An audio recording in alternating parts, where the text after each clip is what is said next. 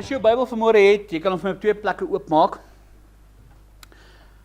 En ek wil vanmôre 'n baie ernstige ding aanspreek en ek gaan probeer, dis is eintlik baie goed, maar ek gaan maar probeer om vinnig te wees om nie te lank tyd op te neem nie, alhoewel daar baie goeters is waar ek wil praat.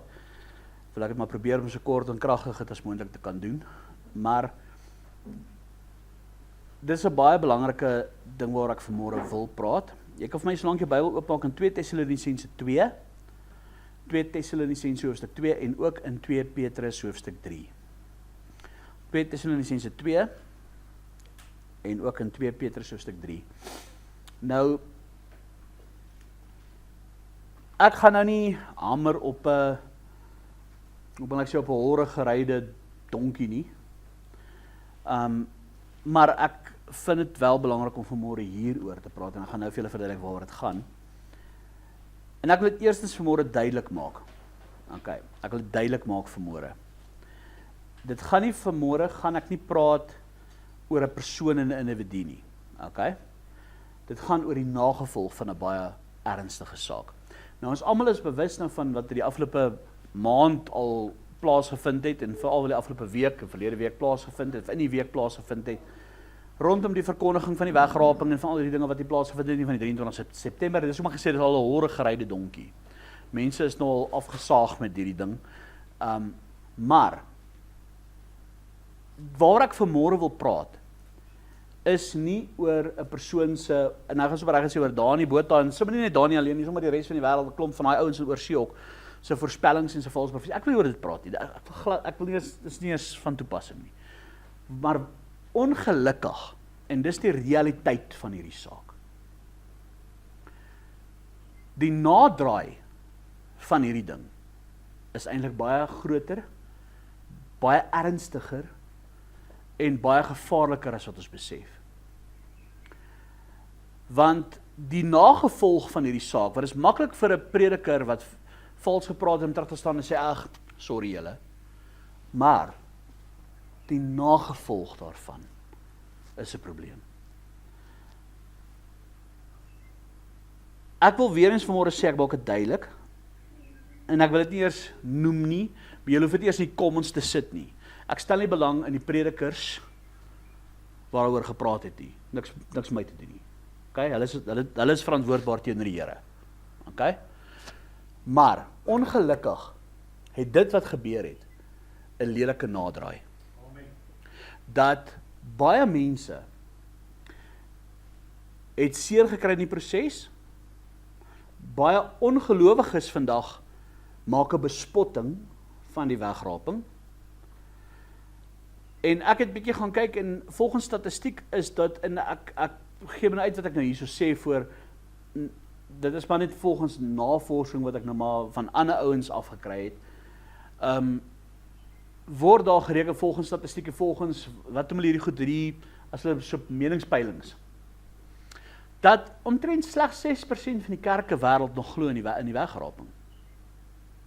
En ek dink nou na 23 September is het nog minder. En dit is baie ernstig. Dit is 'n ernstige nagevolg. Net hierdie week alleen het ek verskriklik baie aanslae beleef. En mense wat na my toe gekom het en my gesê het, man, ons glo nie meer in die wegraping, ons glo net in die wederkoms, en hulle het vir my allerlei klomp vals informasie probeer deurgee wat hulle nou oortuig het dat die wegraping vals is. Nou hoor my mooi. Een ding is verseker, dat niemand kan 'n datum gee vir die wegraping nie. Enige prediker wat kom en hy gee vir jou 'n datum van die wegraping, gaan ek vir jou nou sê is 'n vals profeet. Finish bottom, klag geen om jy kan met my kruisig, dit is wat dit is. Die Bybel sê so. Hoeveel in die geskiedenis was daar oor die 300 sulke gevalle wat hulle al dit verkondig het, van die 1800s af. En hoeveel keer het dit werklik plaasgevind? Al daai is verkeerd bewys. So glo vir my, jy kan nie 'n datum gee vir wanneer Jesus gaan kom nie. Maar dat die wegraping 'n werklikheid is 'n realiteit. Ongelukkig het daai nou onder 'n baie groot aanslag gekom. En ek wil eintlik vir jou sê, God bly in beheer, en God sal altyd in beheer bly. En God gebruik ook hierdie situasie om die woord in vervulling te bring, en ek gaan dit nou vir julle wys. Maar wat ek probeer doen vanmôre, ek wil nie sê ek kan nie regmaak wat die ouens gedoen het nie, ek kan nie wegpraat wat hulle gedoen het nie, ek kan nie regpraat wat hulle gedoen het nie, maar ek kan probeer om 'n bietjie lig op die onderwerp te werp, as ek dit so kan sê, of om vir iemand wat dalk nou tussen die boom en die bas staan om te sê van, joh, ek hoor nou baie stemme wat met my praat, in die sin van, ek praat van stemmetjies in die kop, ek praat van buite, stemme wat praat, wat hierdie ou sê dit, daai ou sê dit, hierdie ou sê dit, daai ou teach dit, en nou, ek het nog altyd in die wegraping geglo, ek het nog altyd daaraan vasgehou, ek weet nie nou meer so lekker nie, ek weet nie of as dit waar is, want hierdie ou sê, dit kom in die 1800s uit van John Darby af, hierdie ou sê, dit is nie eens kom eens voor in die Bybel nie, daai ou sê dit, hierdie ou sê dat, wat nou? Nou, ek wil net vanmôre vir julle sê, ek het al verskriklik baie oor die wegraping gepreek, julle almal weet dit. So, as jy op 'n YouTube kanaal gaan kyk, is daar boodskappe oor die wegraping, want ek regtig in diepte ingaan oor verskillende aspekte van die wegraping. Okay, so ek gaan nie al daai goed herhaal nie, want dan gaan ek julle jare besig hou. Maar ek wil vanmôre kyk na die argumente wat nou huidiglik teen dit ingebring word. En ek wil net bietjie dit vir jou in perspektief stel. Of dra daai argumente regtig water? Okay? En ek wil nie vanmôre, ek gaan eintlik so stel, dit gaan 'n baie kras klink wat ek nou gaan sê, maar julle gaan verstaan wat my hart is hierby. Ek wil nie vanmôre praat met ongelowiges nie, wat die wegraping spot nie. As dit jy is, sit pas sommer nou af, gaan kyk die Looney Tunes of iets. Jy weet, moenie eers verder aan my luister nie. Ek wil nie met mense praat wat nie bereid is om te luister nie. Ek wil met gelowiges praat, wat werklik ernstig is oor hulle geloof, wat werklik ernstig is vir die Here, wat werklik ware verwagting het dat Jesus gaan kom haal, wat glo in die wegraping, maar wat dalk nou al hierdie argumente hoor en nou begin wonder, maar joh, is dit dalk alleen? Is wat die wêreld sê dalk die waarheid? Ek wil net van die staanspoor af het gou hierdie ding inbring. As daar soveel aanklagtes gebring word teen daai leerstelling, en soveel moeite gedoen word om dit te bespot, en bespotlik te maak, en dit af te breek, en al hierdie goeders, wat sê dit in die eerste plek vir jou? Wat sê die woord van die Here van die duiwel? Die duiwel is die vader van die leuns. Né?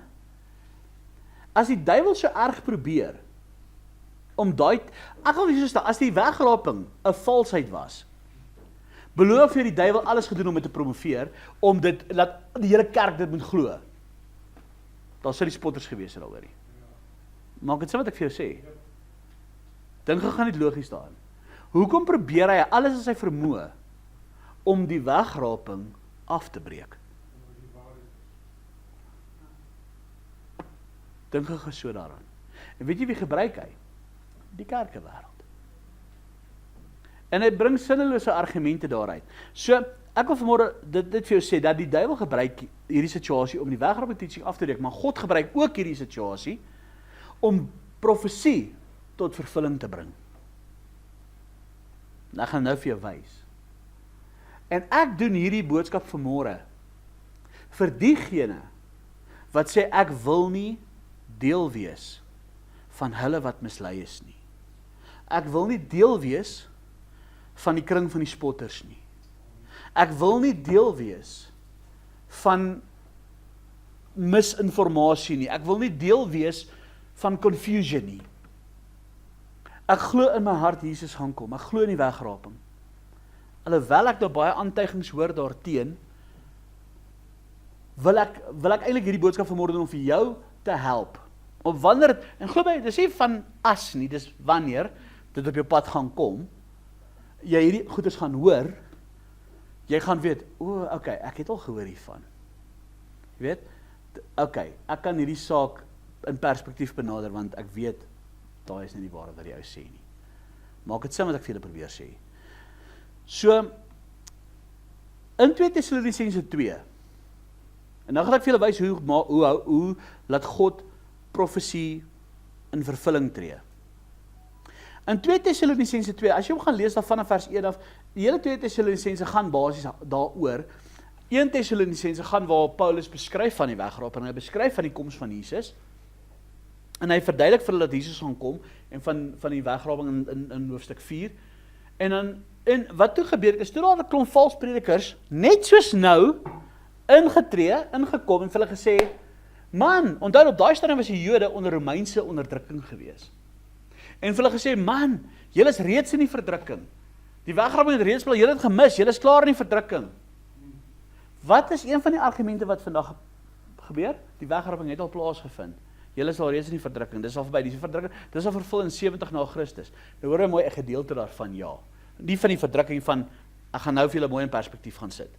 Van veral Matteus 24, praat van Israel se geskiedenis. Dit is niks met die wegraping nie. Maar onthou nou die mense confuse ook tussen die heidene en tussen Israel en daar's baie confusion oor die ding. Maar wat nou gebeur is in 2 Tessalonisense, skryf Paulus toe aan hulle 'n tweede brief. En wat nou gebeur het is die Jode het geglo wat die valse profete sê. Hulle het toe gedink hulle sit al klaar in die verdrukking, hulle het die wegraping gemis en al die tipe dinge. En hierdie ouens het al begin, hulle het sommer begin ophou werk, hulle het begin in depressie val en sommer jy weet hulle het al klaar so geleef. Toe kom Paulus en hy skryf die tweede brief van hulle, hy sê vir hulle nee. Julle het nie die wegraping gemis, het nog nie plaas gevind nie. Daar het eers 'n paar goedjies gebeur. En hy sê ook vir hulle en hy verduidelik vir hulle in hoofstuk 2 presies wat moet gebeur voor die koms van Jesus. En hy verduidelik vir hulle baie mooi. En hy sê vir hulle daar moet eers 'n afvalligheid kom. En daai afvalligheid is nie in die mense, dit is die kerk. Daar moet 'n afval kom. Daar gaan 'n afvalligheid wees. Wat sien ons gebeur? Daar gaan 'n afvalligheid kom. Waar mense van die woord gaan wegdra, hulle gaan die Bybel sê, hulle gaan vals profete aanhang. Hulle gaan in die ore gestreel word. Hulle gaan daai vals profete verdedig. Hulle gaan daai vals profete opstaan vir hulle. En ons sien die ding gebeur. In vandag se tyd. Ek praat nie van wat onlangs gebeur het nie. Ek praat van reg oor die wêreld. Hoe valsheid vermeerder het in die kerk. Nie net op een naweek of een week nie. Ek praat van in die kerke wêreld. En wat nou gebeur is, hy sê, en dan gaan die antichrist openbaar word daarna en al hierdie tipe dinge, dan verduidelik hy nou al die hele ding daar in 2 Tessalonisense 2. Maar daar is iets pertinent wat hy ook sê, in 2 Tessalonisense 2. En as ek al gelees, daar is in vers 11 en 12. Hy sê, let nou mooi op, en daarom sal God hulle die krag van die dwaling stuur, om die leuen te glo, sodat almal geoordeel kan word wat die waarheid nie geglo het nie, maar behaag gehad het in die ongeregtigheid. So in die eindtyd wat gaan gebeur is, daar is 'n streep getrek. Ek wil vir julle nou sê, hierdie afgelope dinge wat nou gebeur het, the line has been drawn. En jy het 'n keuse wat jy gaan maak. Gaan jy vashou aan die waarheid? Of gaan jy ook jou ore uitleen en wegval? En wat nou gaan gebeur is, dis nie God wat vir jou die dwaling gee nie, God laat toe. Want wat gebeur? Jy kies om dit te volg. Jy kies om jou ore uit te leen. Jy kies om daarin te verval. En wat gaan nou gebeur? Daarom sê God, sal hy die krag van die dwaling stuur. Hy sal dit toelaat, hy sê jou oorgee daaraan. En hy sê, goed, jy wil na die leuen glo, nou sal my Heilige Gees jou nie verder oortuig van die waarheid nie. Glo nou maar wat jy wil glo. Glo nou maar wat jy wil glo, ek gee jou nou maar oor aan jou leuen. Dis baie gevaarlik, en ek wil nie hê enigiemand moet deel van daai groep wees nie. Jy stap 'n pad met die Here. Jy hou vas aan hom. Jy hou vas in sy beloftes. Maar tog is daar 'n waarskuwing. En want doordat ek gaan weer vir julle lees, daarom sal God die krag vir die dwaling stuur om die leuen te glo, sodat almal geoordeel kan word wat die waarheid nie geglo het nie, maar behaal gehad het in die ongeregtigheid. En dit is hoekom baie mense, kan ek vir julle sê, die afgelope ruk wat gebeur het, en hoe daar vals profete verdedig is, en hoe daar na hulle geluister is 'n groot wake-up call vir die kerk, en ek gaan nou reguit praat, jy kan my maar kruisig, ek voel 'n veer. Weet jy wat, ek gaan sê wat God se woord sê ek moet sê. Ek is nie hier om 'n mens te please nie, ek is nie om jou te please nie. Ek gee om oor jou siel, en as jy nie omgee oor jou siel nie, it's up to you, maar ek gaan vir jou die waarskuwing gee. As die wêreld so behep geraak het, hulle so agter vals profete aangeloop die laaste ruk, dis 'n teken en 'n waarskuwing en 'n wake-up call vir die wêreld. Weet jy hoe baie gaan die antichrist aanvaar? Weet jy hoe baie mense sal hom aanvaar?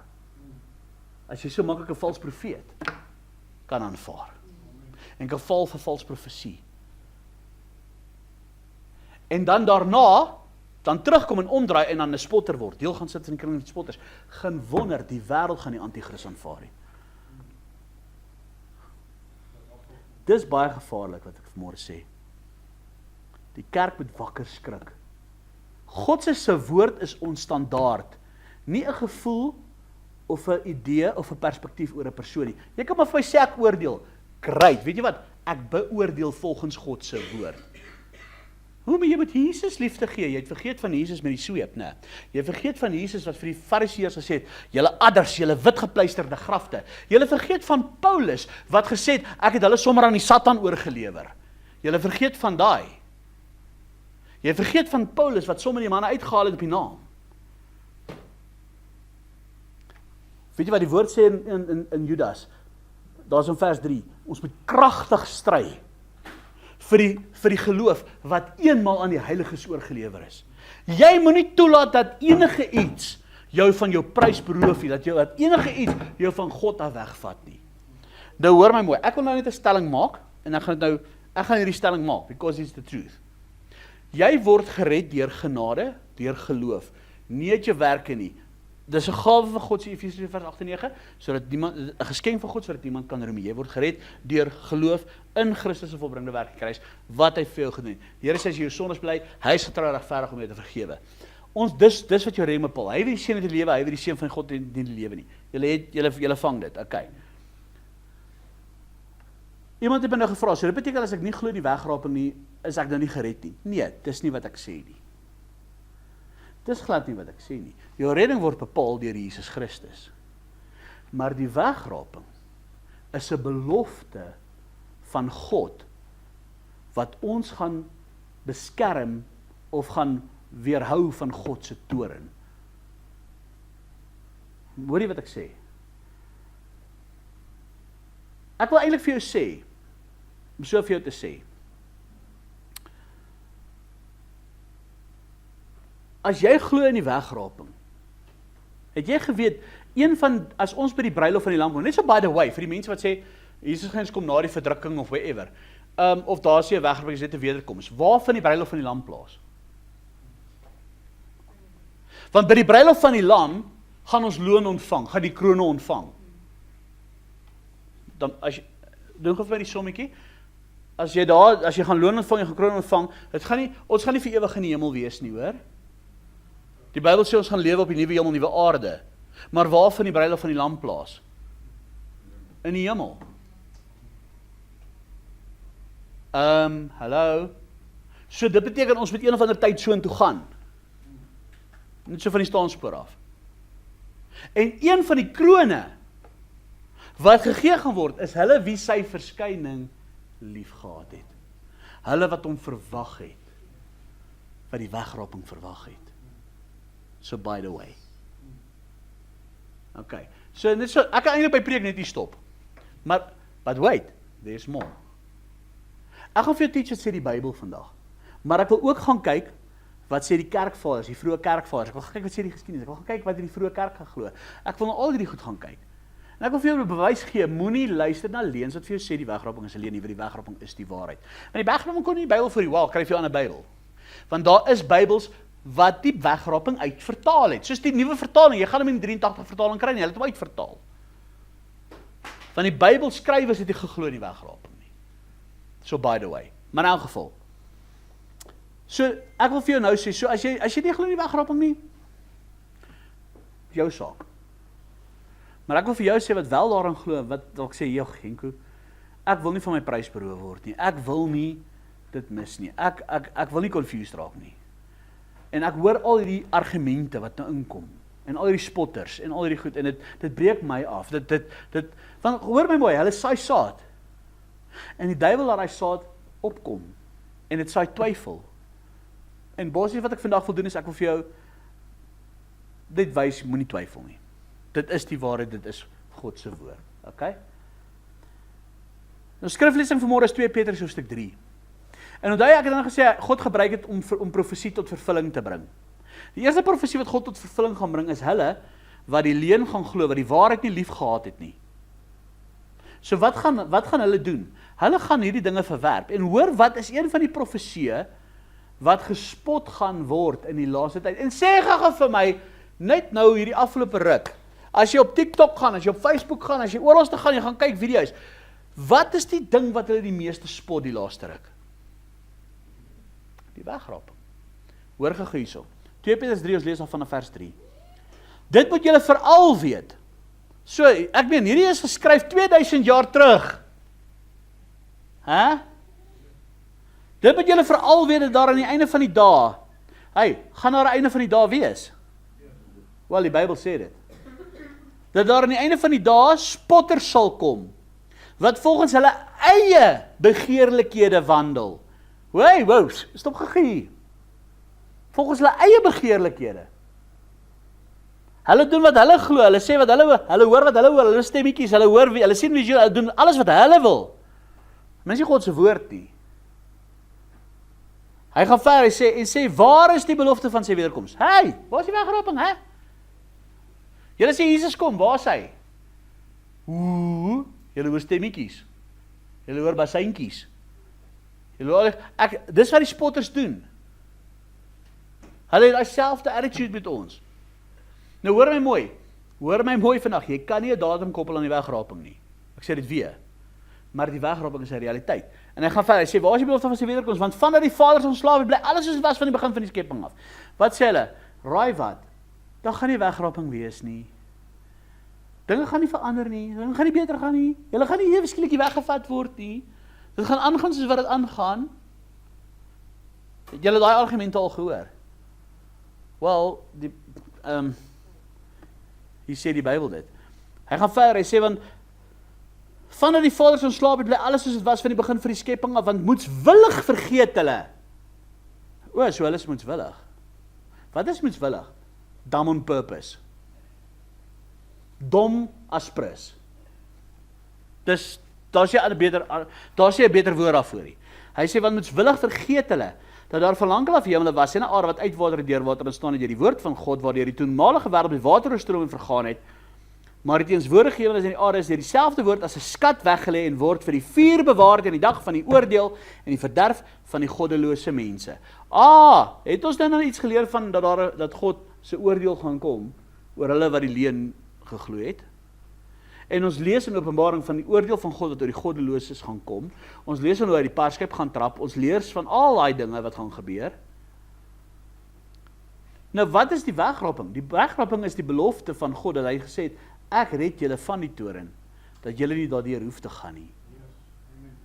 Die wegraping is ons hoop, is ons beskerming teen die oordeel van God. Vir hulle wie sy verskyning lief gehad het.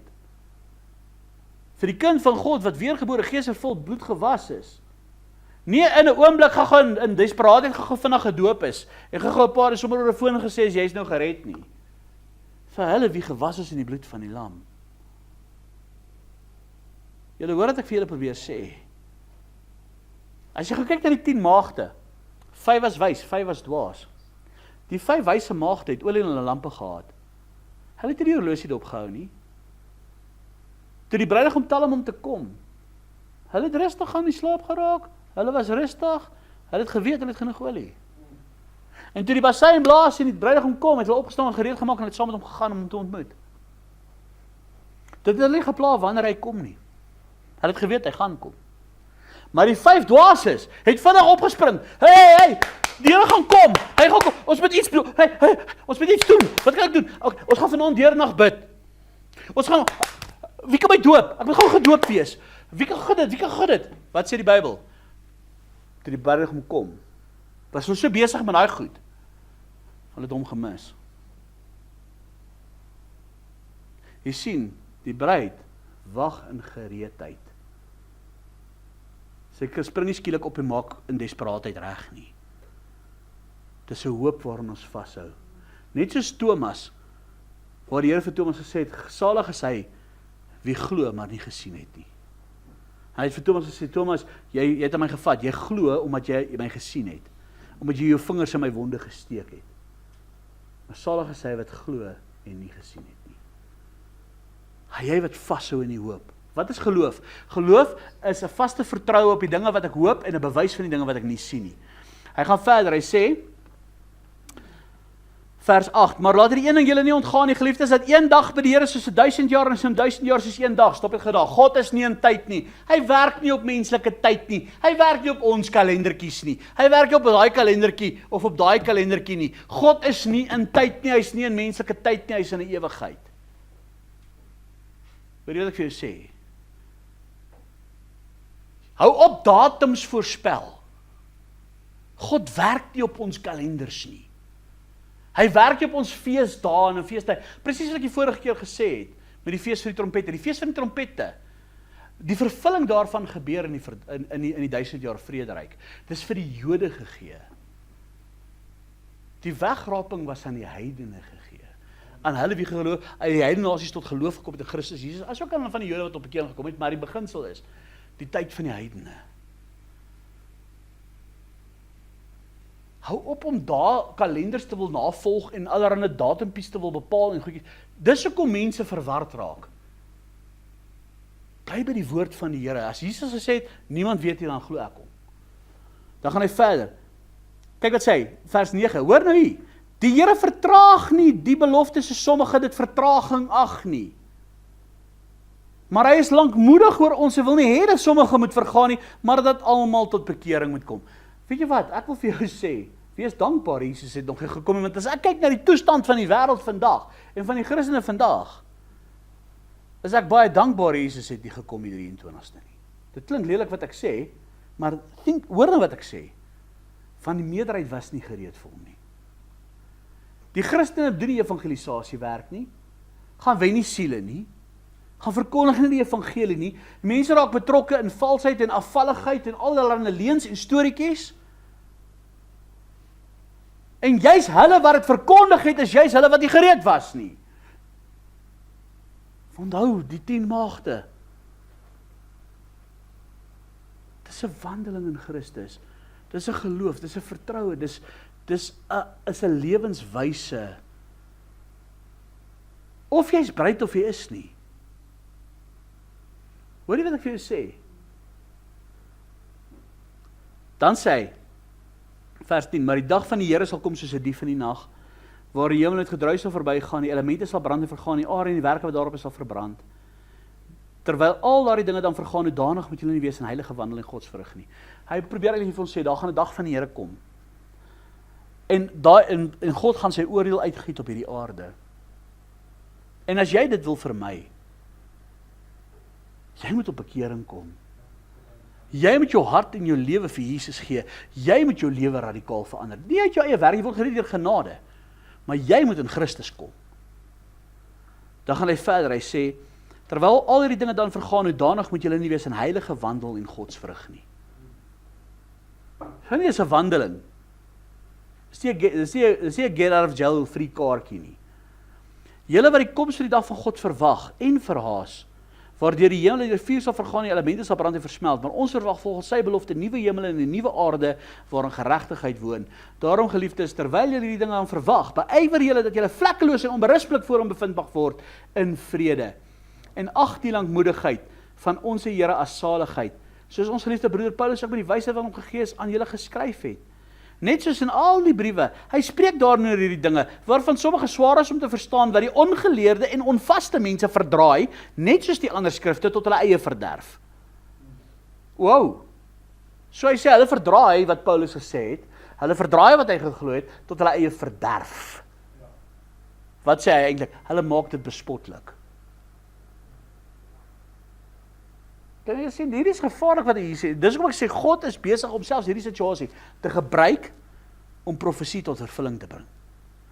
Dan gaan hy verder en hy sê, nou dat julle dan vooruit weet, geliefdes, moet julle op julle hoede wees, dat julle nie miskien meegesleep word deur die dwaling van sedelose mense en wegval uit julle eie vastigheid nie. Wow! Hy wil nie hê, waarom hou ons vas? Ons hou vas aan die hoop, ons hou vas aan die weg, ons hou vas dat Christus ons gaan verlos van hierdie wêreld. Hey, julle moenie wegval uit die evangelie nie, julle moenie wegval van julle vastigheid, julle moenie wegval van julle geloof nie. Maar onthou wat ek net gesê het, hoekom dink julle kom die aanslag teen die wegraap so groot? Want God het dit gesê, dit gaan gebeur in die eindtyd. Hy sê, maar julle moet toeneem in die genade en kennis van ons Here Jesus, Saligmaker Jesus Christus. Aan hom kom die heerlikheid toe, nou sowel as in die dag in die ewigheid. Julle moet toeneem in die genade, julle moet toeneem, julle moet groei in Christus. Ons leef in 'n tyd waar baie verwarring is. Kyk, veral oor die laaste dae. Baie verwarring. En ek sien dit onder kinders van die Here. En ek sê mos, ek gaan nie vanmôre praat oor die valse profete nie. Ek gaan nie vanmôre praat oor wat hulle kwyt geraak het nie. Ek gaan nie praat oor al die goed nie. Dis irrelevant, ek hoef nie. Dis horrigery al. Ek stel nie belang in hulle nie, dis 'n saak tussen hulle en die Here. Hulle sien eers my 'n verskoning verskuldig nie, want wie's ek? Jy hoor wat ek vir jou sê. Hulle het nie met my gesondig, hulle het teenoor die Here gesondig. Maar hulle het die liggaam van Christus skade aangedoen.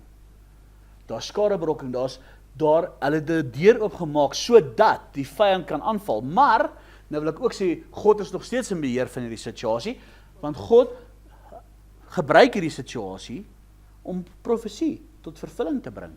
Maar my waarskuwing is vir jou wat vashou aan die wegraping, wat vashou aan dit wat sê my ek hoor al hierdie stemme en ek wil nie daaruit vasgaan, maar hoe gaan ek weet? Hoe weet ek is 'n waarheid? Hoe kan ek oortuig wees daarvan? Wel, eerstens deur geloof, maar tweedens is soos van dis wat ek probeer vanmôre om vir jou te wys. Om vir jou te sê, om jou aan te moedig om te sê, don't let go, daar is 'n wegraping, dit gaan gebeur. Dag en datum, niemand weet nie. It's gonna happen. Jesus het dit gesê. Maar oppas, moenie jou ore uitleen vir elke Jan Rap en sy maat nie. Wat jou wil wegsteel van jou vas. Wat kry die ouens wat die wegraping sport maak? Wat kry hulle daar uit behalwe net hulle eie plesier? Wat baat hulle daarbey? Weet jy wat is my hart? My hart. Ek wil jou gered sien. Ek wil jou by Jesus sien. Ek wil nie hê jy moet agterbly nie. En as jy dit nie wil glo nie, ek kan jou nie maak nie, ek kan jou oortuig. As ek kan jou vir niks oortuig nie. As jy Heilige Gees nie eens kan oortuig nie, ek kan jou oortuig. Maar vir jou wat sê, Henko, ek hou vas daaraan. Maar geef my nog, ek wil sê, geef my nog brood, dat ek krag kan hê om staande te kan bly. Dis wat ek vanmôre wil doen. Kyk. Weet jy, as ek kyk na die aanslag wat geloods word net die afgelope week alleen teenoor die wegraping, net die afgelope week van die 23ste af, is baie aanslag, wat baie sal sê, dis net 'n mite, die wegraping is net 'n mite. Dit kom nie voor in die Bybel nie. Anders sal weer sê, dis 'n uitvinding van John Darby, wat uit die 1800s dit bekend gemaak het. Ek weet nie of julle dit al gehoor het nie. Ander gaan sê, daar's net een wederkoms, daar's nie 'n wegraping nie, daar's geen aparte wegraping nie, ensovoorts. Nou ek gaan nie oor al daai goeie oor die wegraping so seer praat vanmôre nie, want ek het in ander video's daaroor gepraat. Gaan kyk asseblief al daai video's weer. Maar ek wil basies by die kruks van die boodskap uitkom. So, baie gelowiges, en die rede hoekom ek hierdie boodskap dan nou dus doen, is baie gelowiges wat in die wegraping geglo het, gaan een of ander tyd hierdie goed nou hoor. En baie se geloof in die wegraping, of se verstaan van die wegraping, gaan geaffekteer word. Gaan beïnvloed word om anders te dink. En baie gaan vir jou vertel, kom nie voor in die Bybel, dat dit net 'n fabel is, dat dit net, en dit is saad wat gesaai word, en ek wil kan kyk of ek nie kan help om vir jou 'n bietjie fondasie te gee om teen daai aanslag te staan nie. OK. Kom ons lees al 2 Tessalonisense 2. Ons lees daar vanaf vers 1. Maar ons vra julle broeders, met die oog op die wederkoms van ons Here Jesus Christus en ons vereniging met hom. Wanneer word ons met Jesus verenig? Met die wegraping. Om nie gou julle verstand te verloor of verskrik te word deur gees of deur woord of deur brief wat van ons afkomstig sou wees, asof die dag van Christus al daar is. Laat niemand julle op enige manier mislei nie, want eers moet die afval kom. So daar moet eers 'n afvalligheid kom, waar 'n afvalligheid in die kerk onder die gelowiges, en dan tweedens, daai woordjie afval is 'n tweeledige betekenis, dit ook beteken die weggaan van die kerk. So die kerk gaan afvallig word en dan gaan daar 'n weggaan van die kerk wees. Ek het net gesê, the line has been drawn. Kan julle dit sien? The line has been drawn. Daar gaan 'n afvalligheid wees in die kerk, maar ook 'n weggaan van die kerk. Daar's twee groepe. Daar's 'n skeiding nou. En aan watter kant is jy? Gaan jy saam of bly jy agter? Dan gaan hy verder, hy sê, eers by die afval kom. Daai woordjie afval is die woord apostasia, wat 'n tweeledige betekenis is. Dan sê hy, en die mens wat sonde geopenbaar word, die seun van die verderf. So, na die wegraping, na die kerk weggegaan het, gaan die antichrist geopenbaar word. En dan sê hy, die teestander wat hom verhef voor al wat God genoem word, voorraad van aanbidding is, sodat hy in die tempel van God, as God sal sit en voorgee dat hy God is. Wel, daar is nie nou 'n tempel nie. So wat wil hulle doen? Hulle wil 'n derde tempel bou, né? Ons almal weet dit. As jy al in Israel was, jy gesien gaan doen, gaan kyk net na die Tempel Instituut. Hoekom soek die Jode na hoekom het hulle na die rooi heffers? Hoekom maak hulle al die goedes reg van die derde tempel? Hulle wil 'n derde tempel bou. Hoekom? Die Bybel sê dit gaan so gebeur. Okay, so daar's alles bewys daarvan. Dit gebeur na die wegraping. Goed. Nou sê hy, en nou julle weet wat om te hou dat hy op sy tyd geopenbaar kan word. Want die verborgenheid van die ongeregtigheid sal aan die werk nie totdat hy wat nou te hou uit die weg geruim is. Wat hou die antichrist te? Die liggaam van Christus, die bruidsgemeenskap, die Heilige Gees vervulde kerk van Christus. Dan gaan hy verder, hy sê dit totdat hy uit die weg geruim is. Voordat die antichrist kan kom, voor die tempel geherbou kan word, moet hy wat te hou. Kom ek vir jou so stel, hoor gaan my mooi. Die hele antichrist systeem, as daar iets van die antichrist systeem na vore kom, wie is dit wat opstaan teen dit? Die kinders van die Here. Ons is 'n doring in die vlees daarvoor hom. So hy kan nie op die toneel verskyn nie, want ons gaan hom teenstaan. So daai kinders van die Here moet eers uit die weg geruim word, voordat hy geopenbaar kan word. As jy gaan lees in Openbaring, die eerste seël wat oopgemaak word van die eerste 6 seëls. Hulle wat vir jou sê die perde hardloop al die seëls oopgemaak, is nog nie. Van die eerste seël wat oopgemaak word is die antichrist. Waar is hy? Hy is nog nie geopenbaar nie. Die wegraping moet eers plaasvind. Want hoekom? Want onthou die wêreld, die mense wat mislei is, die mense wat val, onthou ek het net al gesê, die wie geval het vir nou so vals profesie en goeders, hoe maklik gaan hulle nie die antichrist aanvaar nie. Dis presies wat ek bedoel. Want die wat hom teëgestaan het, wat ons sal openbaar maak. Kan ek julle gou iets vertel? En ek dink van die ander predikers wat ook dit teëgestaan het, sal saam met my stem. Nog nooit het ons soveel aanslag beleef. Van die kinders van die Here af, omdat ons teen 'n vals profeet opgestaan het en gesê die ou is 'n vals profeet nie. Waar is jy Jesus liefde? Hoekom ondersteun julle hom nie? Hoekom doen hulle dit? Wie het vir my gesê? Nie ongelowiges nie, hoor. Pastore, doktore, teologiese doktore, predikers, dominees, kinders van die Here.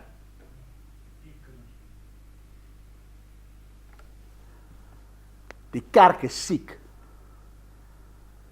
Wil jy deel wees daarvan of nie? Wil jy deel wees van die kring van die spotters? Wil jy deel wees van die afvalligheid? Ek gaan vir jou nou sê, onthou soos die dae van Noag was, hoeveel mense was in die ark? Hoeveel mense was in die ark? Moenie deel van die kring van die spotters wees nie.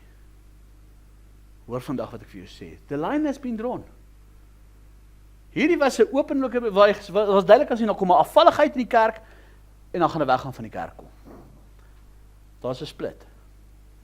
Nou gaan ons verder.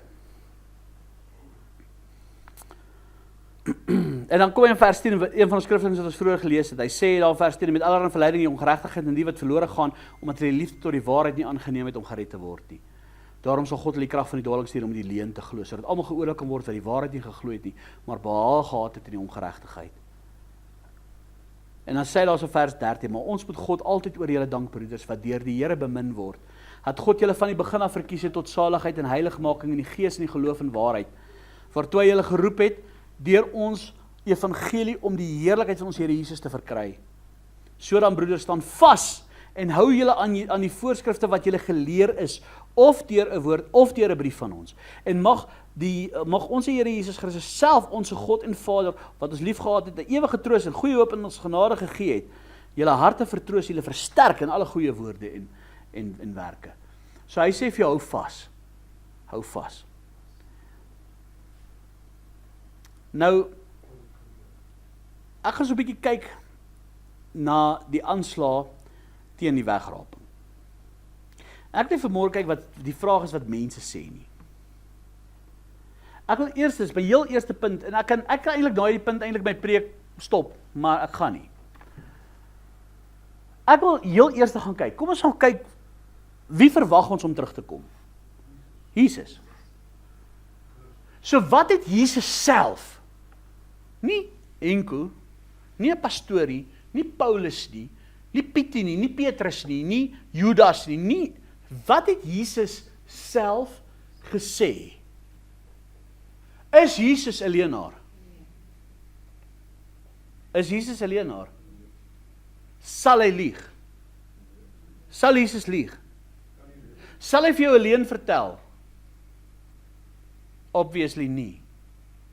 Nou, my eerste punt wat ek wil gaan kyk is, die argument vandag is, dat die wegraping, die konsep van die wegraping is 'n moderne idee. Dis nie skriftuurlik gebaseer nie, daar's niks in die Bybel daaroor nie, want omdat hulle nie die woordjie wegraping lees nie, want die woordjie wegraping kom nie in die Bybel voor nie. Wie van julle glo God is drie-enig? Kan julle gou vir my wys in die Bybel waar sê God is 'n drie-enige God? Kan julle gou vir my die woordjie drie-eenheid wys in die Bybel? Dit kom nie voor in die Bybel nie. Maar daar's maniere hoe ons kan sien. God is Vader, Seun en Heilige Gees. Die Bybel word beskryf dit so. Maar die woordjie drie-eenheid kom nie voor nie. Maar ons kan 'n afleiding maak om te sê hy is Vader, Seun en Heilige Gees. Hy is 'n drie-enige God. Julle hoor wat ek vir julle sê. Dis dieselfde met die wegraping. Dis nie moeilik om af te lei wat hy van gepraat het nie. Nou Jesus self, wil ek vir jou sê die volgende. Maak vir my op in Johannes 14. En ek wil dit vir jou mooi in duidelikheid stel, dat daar geen twyfel meer hieroor kan wees nie. En ek wil dit vir jou mooi beskryf wat Jesus gesê het. Nie wat ek sê of wat 'n ander ou sê nie, wat 'n slim geleerde ou sê nie. Ja, daar's baie ouens, hulle is baie slimmer as wat ek ooit kan droom om te wees. Hulle is baie meer grade as wat ek kan droom om te hê. Hulle is baie meer geleerd as wat ek kan leer. Maar wraggies, ek kan daarom lees en ek kan daarom dink. En ek hou vas aan wat Jesus gesê het, nie wat 'n mens sê nie. Johannes 14 vers 1 tot en met vers 4 sê Jesus, en hier is belangrik, hoor mooi, wie sê hierdie? Wie sê hierdie? Wie sê hierdie? Jesus. Nie Paulus, Petrus, Pietie, Kosie, Klaasie, Henko, whatever nie. Dis Jesus wat hier praat. En hy sê, laat julle hart nie ontsteld word nie. Glo in God, glo ook in my. Wat sê hy? Vertrou my. Nou sê die volgende, in die huis van my Vader is daar baie wonings. As dit nie so was nie, sou ek dit vir julle gesê het. So wat sê hy hier? Ek sê dit vir jou plain reguit en clear. Jy hoef nie oor te twyfel nie. Weet jy wat, ek dink Jesus het dit gesê met 'n rede. Want hy geweet in die laaste tye gaan mense dit bevraging en bespot. En daarom het hy pertinent gesê, as dit nie so was nie, sou ek dit vir julle gesê het. So ek preek nie nou met jou in 'n gelykenis nie. Ek vertel nie nou vir jou net 'n storie nie. Ek sê nou vir jou 'n feit. En Jesus self sê dit. In die huis van my Vader is daar baie wonings. As dit nie so was nie, sou ek dit vir julle gesê het. Ek gaan om vir julle plek te berei. En as ek gegaan en vir julle plek berei het, kom ek weer en sal julle na my toe neem, sodat julle ook kan wees waar ek is. En waar ek heen gaan, weet julle, en die weg ken julle. Waarheen het Jesus gegaan? Waarheen het Jesus gegaan? Waar is Jesus nou? Hy het opgevaar, hy is gekruisig toe hy 33 jaar oud was, so kom ons sê plus minus 33 na 5, kom ons sê tussen 36 en 37 na Christus. Kom ons sê tussen 33 en 37 na Christus, argument onthaalwe. Het hy opgevaar hemel toe. Nou sê hulle, ja, maar Jesus se wederkoms sal vervul 70 na Christus het hy teruggekom. Waar? Hy het opgevaar hemel toe en toe 40 jaar daarna het die tempel afgebreek in 70 na Christus. Waar het Jesus teruggekeer? Hy het nog nie teruggekeer nie. Hy het hulle nog nie kom haal om te wees waar hulle was, waar hy is nie. Hy het nog nie teruggekom nie. Ons wag nog vir hom. Vir 2000 jaar al. So wat, het Jesus, het die profesie nou al waar geword? Nog nie. Hy is nie vervul 70 na Christus nie, want hulle sal vir julle sê, die koms van Jesus sal vervul 70 na Christus. Hy het dit metafories beteken. Jesus het nie gesê, as dit nie so was nie, sou ek dit vir julle gesê het. So wat ek vir jou sê, sê ek vir jou, dis wat gaan gebeur. Ek gaan en ek kom terug. Jy hoef dit nie anders te interpreteer nie. Jy hoef dit nie, dis nie metafories nie, dis nie allegories nie, dis nie 'n gelykenis nie, dis nie net in jou kop nie, dit is die waarheid. Jesus self het dit gesê. Ek gaan om vir jou plek te berei en as ek gegaan het, kom ek weer. En sal jou na my toe? Klink dit vir my, want een van die argumente is, en dan gaan nou daaroor praat, dat veral die wat sê, daar is 'n wegraping voor die verdrukking, wat sal sê, daar wat hy sê van ons gaan die Here tegemoet gaan in die lig, sê ons gaan net die Here tegemoet in die lig gaan, kom ons dadelik terug aarde toe. As hy praat van, hy gaan ons na hom toe neem. Hoor wat, die woordjie neem, is die woord paralepsomai, wat afgelei word van die woord paralambano. Ek weet, dit klink baie erg. Maar ons praat 'n bietjie Grieks hierso. En dit beteken in die Grieks, om iemand langs jou te vat, saam te neem, om iemand in jou teenwoordigheid te ontvang. So Jesus sê nie dat hy afkom aarde toe om met by ons te bly nie, hy sê, hy gaan ons na hom toe vat, waar hy is. Hy het nie gesê, as hy terugkom, gaan hy by ons bly nie, hoor mooi. Die Griekse beskrywing hier is, hy gaan ons na hom toe vat, dat ons kan wees waar hy is. Met die wederkoms, wat doen Jesus? Hy kom sit sy voete op die aarde. Dan bly hy by ons, hy gaan nie weer terug nie. Hier sê hy, ek gaan terugkom, ek gaan julle kom vat, gaan julle kom haal, ek gaan julle na my toe neem, dat julle kan wees waar ek is. Waar is hy nou? Waar is hy nou? So waartoe gaan hy ons vat? Dis Jesus se eie woorde. Wat is dit? Dis die wegneem van die kerk, dis die weggaan van die kerk. As ek praat van die kerk, praat ek van die gelowiges, die bruid. Ook hierdie gedeelte spreek hy, en hy praat in die vorm, en ek gaan nie nou daaroor uitbrei nie, ek het 'n hele video daaroor gedoen, wat hy praat oor die antieke Galileese bruilof. En hy gebruik dit as 'n sinspeel daartoe, hy sinspeel op 'n antieke Galileese bruilof. Ek het 'n video gedoen, gaan na werklike wegraping wees, die heel eerste video 1. Gaan kyk daai video, hy is op YouTube. Daar praat ek oor die antieke Galileese bruilof, wat ek hierdie vers verduidelik wat Jesus vir hulle gesê het, sodat die Jode verstaan het wat hy gesê het. So as jy gaan kyk in die Grieks, is daar geen twyfel nie. Jesus sê, hy gaan ons kom vat, en na hom toe vat. Nou, hoekom gaan hy ons na hom toe vat? Want Openbaring 3 vers 10, praat hy van, hy sê, omdat jy die woord van my lydsaamheid bewaar het, ons het nou gelees in 2 vers 3 van God is lydsaam, hy is geduldig vir ons, en ons met sy lydsaamheid want hy wil hê almal tot bekering kom, julle onthou daai woordjies, né? Omdat jy die woord van my lydsaamheid bewaar het, so hy sê, omdat jy geduldig gewag het, omdat jy vasgehou het aan my, sal ek jou ook bewaar in die uur van beproewing, wat oor die hele wêreld kom, om die bewoners van die aarde op die proef te stel. Wow!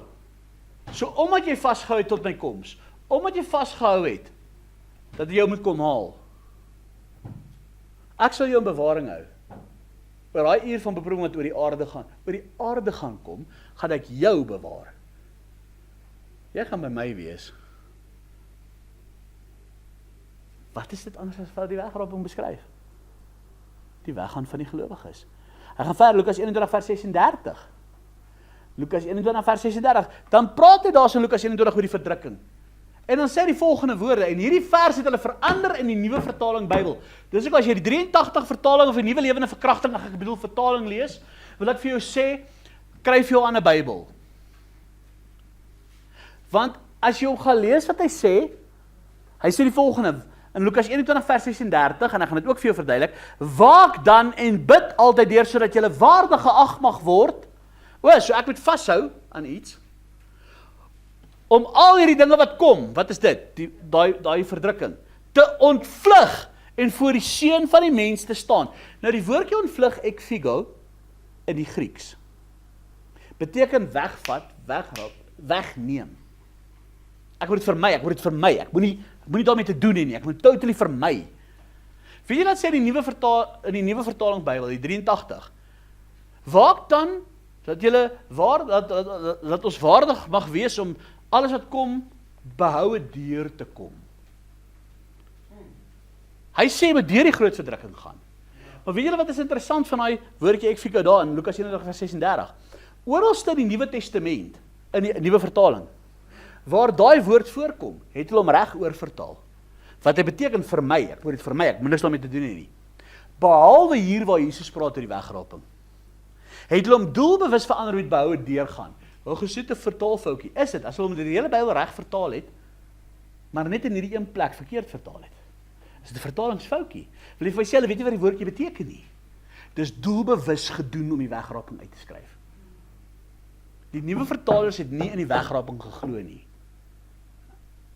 So dit maak saak wat se Bybel jy lees. Gaan check 'n bietjie, vat 'n 83 vertaling en dan vat jy 'n ou vertaling, 'n 33-53. En dan gaan lees jy Lukas 21 vers 16, dan gaan jy sien. Die ou vertaling sê, ons moet dit vermy, ons moet dit ontvlug. Hoe ontvlug? Hoorie, ontvlug! Hoe vlug jy weg van die verdrukking af? Wat is die enigste manier hoe jy die verdrukking kan ontvlug? As Jesus ons gaan kom haal. Maar in die nuwe vertaling sê, jy moet daar deurgaan. En dat sê hy duidelik, hier sê hy duidelik vir ons, daai weggaan is voor die groot verdrukking. Nie in die middel van die verdrukking of aan die einde van die verdrukking nie. En dis so by the way, die wegraping kan nie in die middel van die verdrukking plaasvind nie, want die eerste oordeel van God wat oopgemaak word, is die antichrist. En dan sê die Bybel, ons moet wegwees voor die antichrist kom. Punt, finish, klaar. Daar gaan die wegraping is nie in die middel van die verdrukking nie. Daar gaan nie 'n wegraping nie einde van die verdrukking wees, wat sê nou daarvan? Wat sê nou daarvan? Paulus self, hier het ons gesê wat sê Jesus. Paulus self praat en openbaar van die wegraping. En Paulus noem die konsep van die wegraping 'n verborgenheid. En jy kan saam met my blaai 1 Korintiërs 15 toe. Hierdie verse ken julle almal, maar vers 51. Dis iets wat vroeër weggesteek was wat hulle nie verstaan het nie, maar wat die openbaring gekom het en hy het dit aan hulle openbaar gemaak. Dat hulle verstaan waaroor dit gaan. Want Paulus het gepreek oor die wegraping. En hy het verstaan. En in 1 Korintiërs 15 daar vers 51 sê kyk ek deel julle 'n verborgenheid mee. Ons sal wel nie almal ontslaap hê, maar ons sal almal verander word. In 'n oomblik, in 'n oogwink by die laaste bassein, want die bassein sal weer klink en die dode sal onverganklik opgewek word en ons sal verander word. Want hierdie verganklike moet met onverganklikheid bekleed word en hierdie sterflike moet met onsterflikheid bekleed word. En wanneer hierdie verganklike met onverganklikheid bekleed is en die sterflike met onsterflikheid bekleed is, dan sal vervul die woord geskrywe is, die dood is verslind in die oorwinning. En dit sluit ooreen met 1 Tessalonisense 4 van vers 13 tot met vers 18. Ek gaan dit nou nie eens lees nie, maar daar wat hy praat van julle moenie treurs oor die ontslapenis nie. Wat hy sê wanneer die Here self sal van die hemel neerdal, dis nog 'n ding waar hulle die wegraping uitvertaal het in die nuwe vertaling Bybel. 1 Tessalonisense 4. Daar so vanaf vers 16 waar hy sê, want die Here self sal van die hemel neerdal met die geroep, met die stem van 'n aardseng, met die geklank van die bassein van God, en die wat in Christus gesterf het, sal eerste opstaan. Daarna sal ons wat in lewe oorbly saam met hulle in wolke weggevoer word die Here tegemoet in die lig, en so sal ons altyd by die Here wees. Nou sê hulle, daai woordjie, ons sal die Here tegemoet gaan in die lig, hulle vergeet van die woordjie weggevoer, maar ons sal die Here tegemoet gaan in die lig, en sê hulle, ons gaan hom net ontmoet in die lig, en kom ons weer terug aarde toe. Dis nie wat Jesus gesê het gaan gebeur nie. En tweedens, kom ons gaan kyk gou 'n bietjie na die Grieks daarvan. Die woordjie weggevoer is die woord harpazo. En dit beteken om skielik te gryp, om weg te ruk, met krag weg te neem. Dit klink nie vir my soos op en dan weer af nie. Jesus gesê ek sal julle na my toe neem. Met krag weg te neem. En nou tegemoet gaan in die Grieks, apendesis, 'n formele verwelkoming soos die mense wat 'n koning ontmoet. So as ons hom tegemoet gaan, ons gaan hom ontmoet soos 'n koning. En as ons kyk na die woordjie vir die woordjie lig daarso, ons gaan hom ontmoet in die lig, is die Griekse woord aer, wat beteken basies die laer atmosfeer, so ons gaan hom hier, dit is hierdie atmosfeer van ons gaan hom hier ontmoet, en dan gaan ons wegneem. Hoe moeilik is dit? Ek sien dit as weer af gaan kom nie. Daar nie. Dis baie duidelik. Jy kry die prentjie. Ons ontmoet hom, roep, en hy gaan ons wegneem. Woep.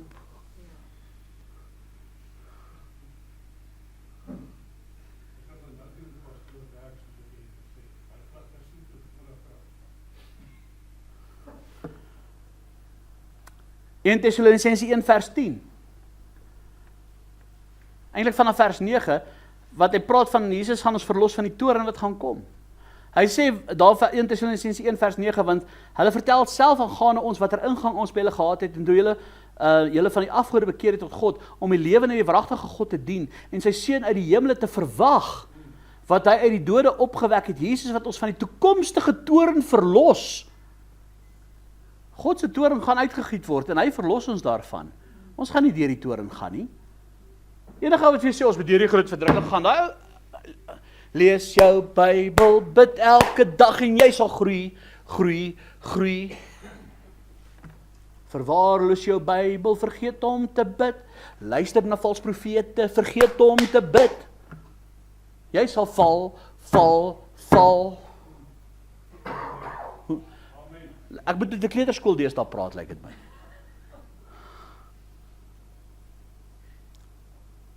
Ek het 'n video ook gedoen, ek gaan nie nou in diepte hierin gaan nie, maar ek het 'n video gedoen, is ook op my YouTube. Weet jy wat, ek dink ek is een van die ons nog die meeste gepreek het oor die wegraping nog ooit. Gaan op my YouTube daar, so as jy by my playlist gaan, is daar redelik met praat van wegraping boodskappe. Jy sal daar ook 'n boodskapie vind, die wegraping versus die wederkoms. Wat is die verskil tussen die wegraping en die wederkoms? Daar het ek dit ook baie mooi verduidelik. Die wegraping is waar Jesus kom en ons gaan hom tegemoet gaan in die lig, en hy gaan ons na hom toe neem. En dis waar die bruilof van die lam gaan plaasvind, in die hemel. En dan daarna kom die wederkoms, daar's 'n verskil tussen die wegraping en die wederkoms. Die wederkoms is nie die wegraping, die wegraping is nie die wederkoms nie. Die wegraping is waar Jesus gaan kom om ons te kom haal, ons noem dit net die wegraping, dis eintlik die opneem van die kerk, dis die opneem van die gelowiges. Ons noem dit net die wegraping, omdat hy praat van haar pad so wegruk, weggryp, wegraap. En net so by the way, die woordjie wegraping staan regtig in die Bybel. As iemand sê die woordjie wegraping kon nie die Bybel van die hy lieg, dan beteken hy nog nooit die Bybel gelees nie. Want die woordjie wegraping staan in die Bybel in Sefanja 2. Maar nie in die konteks van hierdie nie. Okay, maar die woordjie wegraping staan wel in die Bybel. Maar so, sien dan moet jy die woordjie wegraping staan nie in die Bybel nie, is dit? Lees weer jou Bybel. Okay, maar net so by the way. Ek is bietjie sarkasties, want weet jy wat, ek gaan vir jou eerlikwaar sê, dis sinnelose argumente en dit mislei mense. Okay? Nou goed. Die wederkoms kom Jesus saam met die Heilige terug aarde toe. En sy voete staan op die Olyfberg. Hy gaan dan fisies sy voete op die aarde sit. En hy gaan nie weer teruggaan op hemel toe nie, hy gaan by ons bly. Dan gaan hy regeer as koning. Wel, daar sê hy, ek gaan julle na my toe neem, dat julle kan weet waar ek is. Hy het nie gesê, ek gaan julle kom, hierso kom kry, dan gaan julle by my bly, die waar ek dan op die aarde gaan wees. Hy het gesê, ek gaan julle na my toe vat, ek gaan julle wegvat na my toe waar ek is. Hoekom? Want dis waar die bruilof van die lam gaan plaasvind. Gaan kyk die antieke Galileese bruilof. Lees die verhaal van die 10 maagde. En hallo. Nou, ek gaan nie nou praat oor die verskil tussen die wegraping en die wederkoms nie, maar ek wil wel iets uitlig. Kom ons kyk gou 'n bietjie na Jesus se wederkoms, en hier is iets wat mense verwar. Onder andere in Matteus 24, gaan we dan na Matteus 24 toe. En hierdie versie verwar die mense, om te sê, maar die wegraping gebeur eers na die groot verdrukking. Dit gebeur eers, ons gaan deur die verdrukking gaan, want die Bybel sê eers na die verdrukking. En dan gebruik hulle hierdie versie, om dit nou te verduidelik. Maar die eerste fout wat hulle hier so maak, is, en ek gaan eers die versie vir julle lees, want ek wil julle oortuig dat die wegraping gaan nou gebeur na die verdrukking. Dan gaan ek julle vertel wat is fout met die leerstelling. Matteus 24, hier kom Jesus, wie sê dit? Jesus, kan Jesus lieg? Okay, selfde argument is net nou, alright. Maar kyk wat sê Jesus hier, Matteus 24 vers 29, en dadelik na die verdrukking van daardie dae sal die son verduister word, die maan sal sy glans nie gee nie, die sterre sal van die hemel val nie, die kragte van die hemel sal geskud word, en dan sal die teken van die seun van die mense in die hemel verskyn, en dan sal al die stamme van die aarde rou bedryf, en die seun van die mense sien kom op die wolke van die hemel met 'n groot krag en heerlikheid, en hy sal sy engele uitstuur met harde trompet geluid, en hulle sal sy uitverkorenes versamel uit die 4 windstreke van die een einde van die hemel af tot by die ander einde daarvan, en leer van die vyeboom hierdie gelykenis, wanneer sy takkels sag word, sy blare uitbot, weet julle dat die somer naby is. So weet julle ook wanneer om al hierdie dinge te sien dat dit naby is voor die deur. Maar Jesus hier so dan hy kom nou na die verdrukking. Nou is ek confused. Gaan na Sagaria toe. Die boek van Sagaria in die Ou Testament, Sagaria, hy is aan die einde van die Ou Testament rond. Die boek van Sagaria hoofstuk 14. Nou, kom ons vergelyk gou Jesus se profesie wat hy gesê het oor sy wederkoms en ons vergelyk dit met wat Sagaria geprofeteer het. En ons kyk of daar ooreenkoms is met Sagaria se profesie. Sagaria in die 14de hoofstuk. En let nou baie mooi op wat nou hier gebeur. Okay? So Jesus sê, na die verdrukking sal die son verduister word, die maan sal sy glans nie gee, die sterre sal van die hemel val, die kragte van die hemel sal geskud word. En dan sal die teken van die seun van die mens sien kom op die wolke. Hy met die trompet sal hy al sy uitverkorenes versamel vanuit alle uithoeke van die aarde af. Okay, julle onthou dit nou. Hy sal hulle versamel. Kan hulle hoor, hy vat hulle nie weg nie. Hy's hier. Hy kom af, hy versamel, hy bring hulle bymekaar op een plek. Hy vat hulle nie weg nie. Kan jy klaar die verskil sien tussen die twee? Die vorige keer het hy gesê, ek gaan julle na my toe neem. Hier sê ek maak hulle bymekaar. Hy vat hulle nie weg nie. Dis al klaar 'n bietjie, al klaar 'n klou. Kom ons kyk gou wat sê Sagaria. Sagaria 14 vanaf vers 1. Kyk, daar kom 'n dag vir die Here. Dan sal van wat van jou buit gemaak is binne in jou verdeel word o Jerusalem. Met wie profeteer hy? Teenoor wie profeteer hy? Israel. Wie's dit? Die Jode. Okay. Want ek sal al die nasies versamel om oorlog te voer teen Jerusalem, en die stad sal ingeneem en die huise geplunder en die vroue onteer word en die helfte van die stad sal uitgaan in ballingskap, maar die oorige deel van die bevolking sal nie uit die stad uitgeruw word en die Here sal uittrek en 'n stryd voer teen die nasies soos op die dag van sy stryd, die dag van oorlog. En in die dag sal sy voete staan op die Olyfberg wat voor Jerusalem lê aan die ooste kant. En die Olyfberg sal middeldeur gespleit word van oos na wes tot 'n baie groot dal. En die een helfte van die berg sal wegkwai na die noorde en die ander helfte na die suide. En julle sal vlug in die dal van my berge, want die dal van die berge sal loop tot by Asal, en julle sal vlug soos julle gevlug het vir die aardbewing in die dae van Osia, die koning van Juda. Hoor nou hier. Dan sal die Here my God kom en al die heiliges met u.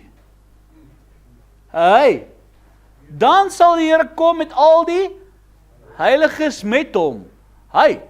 Wat se heiliges is? So dis nie die wegraping nie. Hy kom met hulle terug. Dan gaan ons verder, hy sê, en in die dag sal daar geen lig wees nie, die sterre sal duister wees, en dit sal die enige dag wees wat aan die Here bekend is, geen dag en geen nag nie, maar teen die aand sal dit lig word. Wow, klink dit veel soos dieselfde profesie? Klink vir my nogal baie dieselfde. So daai van Matteus 24 praat van Israel en die wederkoms. Wanneer gaan dit gebeur? Na die groot verdrukking. En die heiliges gaan saam met hom terugkom. Nou, waar lees ons dit? In Openbaring hoofstuk 19, vanaf vers 11. Ons lees daar in vers 6, lees ons van die bruilof van die lam, wat in die bruid het al gereed gemaak, is bekleed met wit en rein fyn linne. En dan kom hy in vers 11, en hy sê, en ek het wit perde gesien, en die leeu's van die hemel het hom gevolg op wit perde, en hy het afgekom, en dan praat hy van, hy kom oorlog voer, presies wat Sagaria van gepraat het. Dis waar Matteus 24 gaan. Dit praat van Israel. En waar Jesus die paarskyp gaan trap, waar? In die dal van Josafat. Wat is die dal van Josafat? Die Kidron-vallei. Waar is die Kidron-vallei? Reg voor Jerusalem, tussen Jerusalem en die Olyfberg. Wow. So Matteus 24 praat nie van die wegraping nie. Hy praat van die wederkoms. Daar as die Heilige al klaar saam met Jesus. Kom ons gaan kyk na nog 'n argument. God se patroon van redding. Want daar gaan baie argumente kom teen die wegraping, is nie die waarheid nie. Weet jy dat God het 'n patroon van redding in die Bybel waar hy mense uitred voor verdrukking, het jy dit geweet? As ons dit daarna kyk, kom ons kyk na die eerste ene. Een voorbeeld van, die heel eerste voorbeeld wat 'n voorbeeld daarvan tipologies is van die wegraping is Henog. Henog, by Genesis 5, heel eerste boek van die Bybel. Genesis 5. Nou ek wil julle nou sê, die Henog hier, die boek van Henog, is nie geskryf deur Henog nie, hoor. Die hele gereg help. Die boek van Henog is 'n vals boek. OK? Hy is nie geskryf deur Henog nie. Hy dateer honderde jare na Christus. Dit was deur Gnostiste geskryf. Kinders van die Here, jy het niks met daai ding te doen nie. Nie eens die Jode aanvaar die boek van Henog nie. Wat dink dit nou?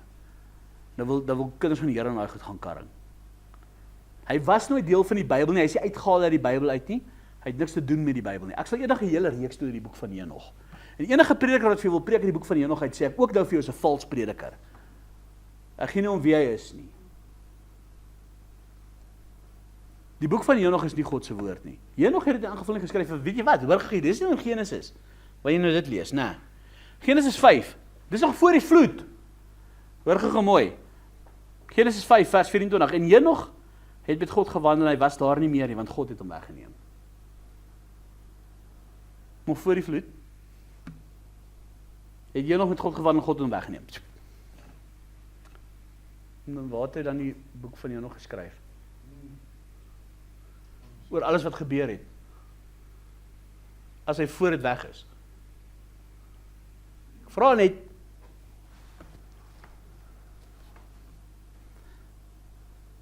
as ons gaan kyk na die Hebreëse woord, God het hom weggeneem. Die woord lakach, wat beteken weggeneem. Hy het hom gegryp, hy het hom opgegryp, hy het hom opgeneem. Dis nie 'n konsep, ek wil gesê, wie van julle glo hy is lewendig hemel toe? En die Here het hom gevat. Kom ons gaan na Elia. Julle het al gelees in 2 Konings 2, daar vanaf vers 11. Elia, hoe is Elia hemel toe? Hy is lewendig op 'n perde wa. 4 perde wa. Glo julle dit? Glo jy dit? Glo jy dat die Here vir Henog gevat het? Glo julle dit? Wat julle nou net nie gelees het. Hallo? Glo jy dit? Genesis 5 vers 24. Henog het met God gewandel, hy was daar nie meer nie, want God het hom weggeneem. Glo julle dit? Hoekom? Dit staan so. Glo jy Elia het opgevaar? Kom ek lees vir julle 2 Konings 2 vers 11. Gaan dit net so vir julle lees. En terwyl hulle al deurloop en spreek, kom daar met een se wa van vuur, met perde van vuur, het skeiding tussen hulle twee maak, en Elia het in die storm na die hemel opgevaar. Nou, as hy uit lewendig die aarde verlaat in die teenwoordigheid van God ingegaan. OK. Glo julle dit? Glo jy dit? Paulus skryf in 2 Korintiërs, daar in hoofstuk 12, vers 2 tot 4, hy sê daar so in vers 2 Korintiërs 12, ek gaan sommer vanaf vers 2 vir jou lees, ek weet van 'n man in Christus 14 jaar gelede, of dit in die liggaam was, weet ek nie, of dit buite die liggaam, weet ek nie, God weet dit, dat so iemand weggeruk is, tot in die 3de hemel. Glo julle dit? Hoekom? Dit staan so geskryf. Nou wil ek gou vir jou vra. Jy kan Elia glo, jy kan Henog glo, jy kan Paulus glo dat hulle weggeraap is. Maar jy kan nie glo die gelowiges word weggeraap nie. Dis nie 'n konsep wat in die Bybel voorkom nie. Daar het ek net vir jou 3 voorbeelde gegee. Dit is 'n Bybelse konsep. Ek vra net vragies. Die wegraping is 'n Bybelse konsep. Hier is 3 voorbeelde daarvan. Die wegraping kom nie in die Bybel voor nie, is dit? Gaan lees weer jou Bybel. Ons kry die tipologiese uitbeelding van die wegraping. Noag, eers is Henog weggevat, en Noag, en sy gesin is deur die groot verdrukking, nee daarna, Genesis 5 word Henog weggevat, Genesis 6 kom Here en sê vir Noag, bou die ark, Genesis 7 kom die vloed. Dis tipologies, wat beteken tipologies? Dis 'n tipe van, dis 'n voorbeeld vir ons, dis tipologies van, dis 'n tipe van. Henog, hy het saam met God, luister nie, gewandel, en God het hom weggeneem. Wat doen die gelowiges vandag, die kinders van die Here? Wandel met God, ons word gered deur geloof. Deur geloof gaan ons weggeneem word, net soos Henog. Maar wat gaan gebeur met Israel? 2/3 gaan doodgemaak word, maar 1/3 van hulle gaan in bewaring gehou word. Hulle gaan beskerm word deur God in Petra.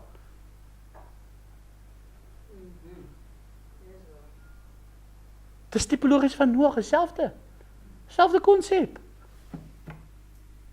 Is dit so moeilik om dit te sien? Lot, voordat God Sodom en Gomorra verwoes het hy eers vir Lot uitgevat. Toe het hy sy oordeel is getref. Dieselfde konsep. God red voor die veroordeling. God red eers uit voor veroordeling. Ons kry daai voorbeeld in die Bybel. Isak en Rebekka, toe hulle vir Isak 'n bruidpoes gaan soek. Ek het ook 'n preek daaroor gedoen, gaan kyk, maar gaan dit nie nou eers weer oorpreek, dit is baie lank. Wat ek gepreek het oor, ek weet ek vat bietjie lank, maar julle wees bietjie geduldig, hier is baie belangrik. Wat ek gepraat het van, as julle ooit al daai liedjie gehoor het van Camel Train, gaan Google hom 'n bietjie, Jimmy Swaggart Camel Train, gaan bietjie daar op YouTube. Awesome liedjie, en hy vertel die storie baie mooi. Camel Train, Jimmy Swaggart, gaan kyk hom bietjie. Gaan julle bless. Dan gaan julle die tipologie daarvan verstaan. Ok, ek gaan nou nie verder vir julle vertel, gaan kyk dit bietjie. Right. Die konsep van die wegraping is dus tipologies konsekwent in die Bybel. Ons sien voorbeelde van die wegraping in die Bybel, dat die konsep daar is. Dis 'n Bybelse beginsel. En ons sien die konsep dat God sy volk en sy kinders verlos voor verdrukking. Ons sien dit 'n konstante ding reg deur die Bybel. So moenie vir my kom sê die wegraping is nie 'n konsep in die Bybel nie. Want ek dink dan lees ons regtig waar twee verskillende Bybels. Kom ons kyk 'n bietjie na die getuienis van die vroeë kerk. Dit is amper klaar, want hierdie is nou wat ek nou genoem is baie belangrik. Daar word nou aantuigings gegee dat die idee dat die kerk voor die groot verdrukking weggeneem gaan word 'n moderne uitvinding is. En dan word 'n man se naam genoem John Darby en hy sê dis in die 1800s. Het John Darby en hy het die idee gehad van die wegraping en dit nou bekend gemaak, het toe Scofield gekom en het in sy Bybel gesit en so voort en dis waar die wegraping konsep vandaan kom. Ek wil eintlik so ver gaan om te sê, dis nie heeltemal die waarheid nie. Want al wat hy gedoen het is, hy het net alreeds 'n reeds bestaande konsep gevat, wat baie mense al, onthou nou in daai tydperk ook, baie mense het ook pas soos in vandag, van die 1500s af, met die Rooms-Katolieke kerk, het al die goeders het mense, ek wil sê verblind geraak vir hierdie goed.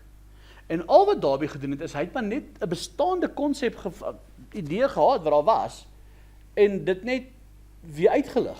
Hy het dit weer aandag daaraan geskenk. Dis eintlik al wat gebeur het, hy het dit weer na vore gebring. Hy het dit nie uitgedink, hier is nie sy konsep nie, hier het ek nou vir jou gewys, dis 'n Bybelse konsep. Maar dan word daar gesê, die vroeë kerk het dit nie geglo nie. En die vroeë kerk, en hulle word heeltyd verwys dat die vroeë kerk het dit nie geglo nie. Maar ek het so ver teruggegaan, na Papias van Hierapolis. Ek weet nie of julle al, ek het 'n snaakse naam wat julle vandag gaan hoor. Nou, hy het geleef omtrent tussen 60 en 130 na Christus. Nou Jesus, wil ek sê, die tempel is verwoes 70 na Christus. So hy het in daai tempel tydperk, het hy nog geleef. So tussen 60 en tussen 130, so hy het basies hy het geleef, hy was 'n klein seentjie gewees toe die Romeinse ding plaasgevind het, waar die Jode, die vervolging van die Romeine oor die Jode plaasgevind het. So, en ek het hier gekyk na wat sê Papias van Hierapolis, né? Hy was 'n baie vroeë Christenleier in Asië. En dis nou, Asië is vandag hedendaagse Turkye. En hy het direk van mense geleer wat die apostel Johannes geken het. So, mense wat direk met Johannes in verbinding was, wat van Johannes geleer het, hy het direk by hulle ook geleer.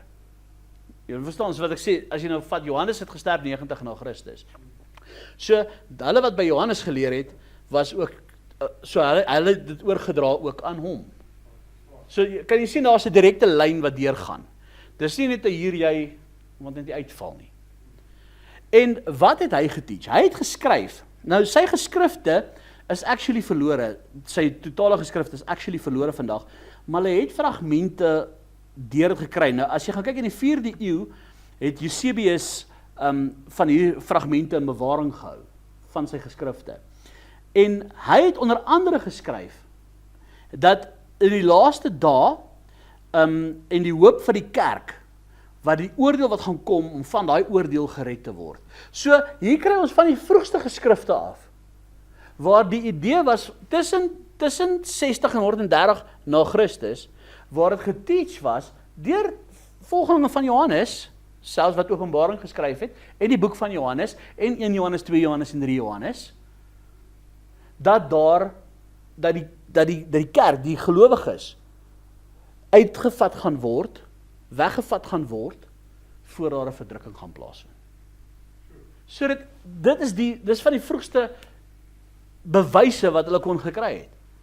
Dat die vroeë kerk het wel geglo, so dit wil vir my sê Johannes het dit wel geglo. En Johannes was 'n disipel van Jesus. Hy was die geliefde disipel, wat op Jesus se bors gelê het tydens etes. Sure.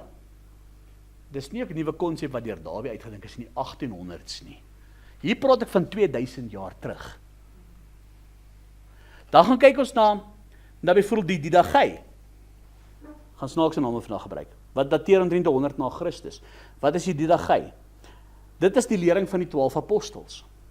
Dit was basies 'n handleiding vir die vroeë kerk. Dit was basies wat hulle gebruik het om hulle oor die gemeente se lewe, hulle morele gedrag en ook dinge, teachings oor die laaste dae. En wat sê die Didagai? En wat interessant is dat in die Didagai word daar onderskeid getref tussen die gelowiges se vergaderings en tussen die oordeel wat oor die wêreld gaan kom.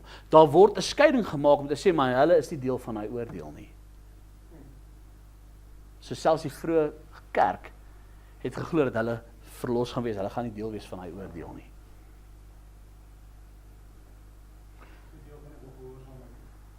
So die verlossing voor die oordeel, as ek praat van die groot verdrukking, so die konsep van die wegvat voor die groot verdrukking, is al 'n konsep wat in die vroeë kerk, die eerste kerk ontstaan het.